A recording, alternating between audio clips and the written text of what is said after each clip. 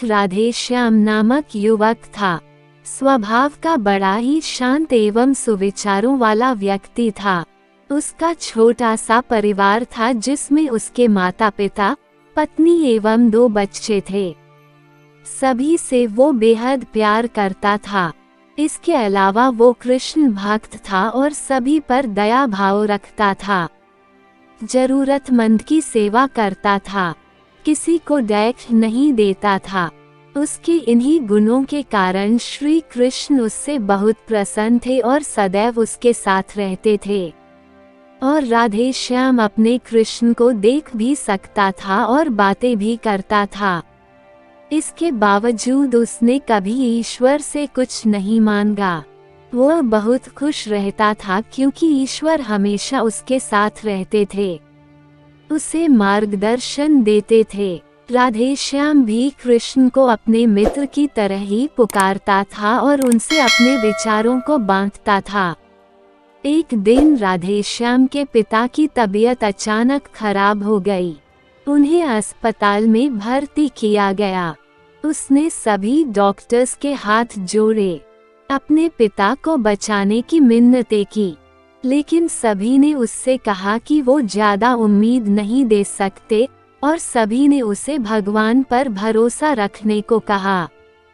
तभी राधेश्याम को कृष्ण का ख्याल आया और उसने अपने कृष्ण को पुकारा।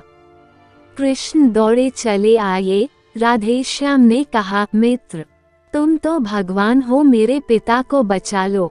कृष्ण ने कहा, मित्र, ये मेरे हाथों में नहीं है। अगर मृत्यु का समय होगा तो होना तय है।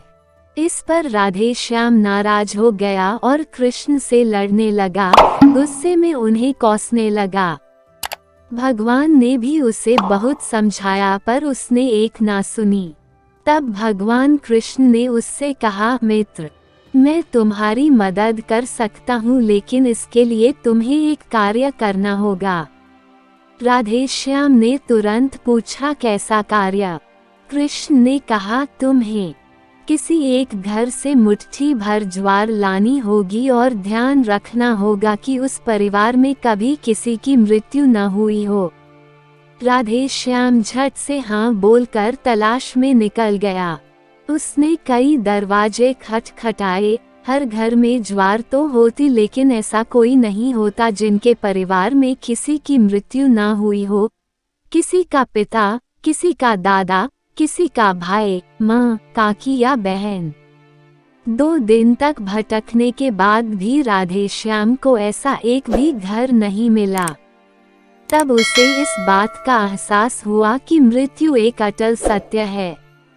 इसका सामना सभी को करना होता है, इससे कोई नहीं भाग सकता। और वो अपने व्यवहार के लिए कृष्ण से क्षमा मांगता है और निर्णय लेता है जब तक उसके पिता जीवित हैं उनकी सेवा करेगा। थोड़े दिनों बाद राधेश्याम के पिता स्वर्ग सिधार जाते हैं। उसे दैख तो होता है, लेकिन ईश्वर की दी उस सीख के कारण उसका मन शांत रहता है। दोस्तों, इसी प्रकार हम सभी को इस सच को स्वीकार करना चाहिए कि मृत्यु एक अटल सत्य है, उसे नकारना मूर्खता है। दैख होता है, लेकिन उसमें फंस जाना गलत है, क्योंकि केवल आप ही उस दैख से पीड़ित नहीं हैं, अपितु संपूर्ण मानव जाति उस दैख से रूबरू होती ही है। ऐसे सच को स्वीकार कर आगे बढ़ना ही जीवन है। कई बार हम अपने किसी खास के चले जाने से इतने बेबस हो जाते हैं कि सामने खड़ा जीवन और उससे जुड़े लोग हमें दिखाई ही नहीं पड़ते। ऐसे अंधकार से निकलना मुश्किल हो जाता है। जो मनुष्य मृत्यु के सत्य को स्वीकार कर लेता है, उसका जीवन भार विहीन हो जाता है और उसे कभी कोई कष्ट तोड़ नहीं सकता। वो जीवन के हर क्षेत्र में आगे बढ़ता जाता है। दोस्तों, अगर आपको मेरा ये वीडियो पसंद आया हो तो लाइक, शेयर, कमेंट करें और मेरे इस YouTube चैनल को सब्सक्राइब जरूर करें।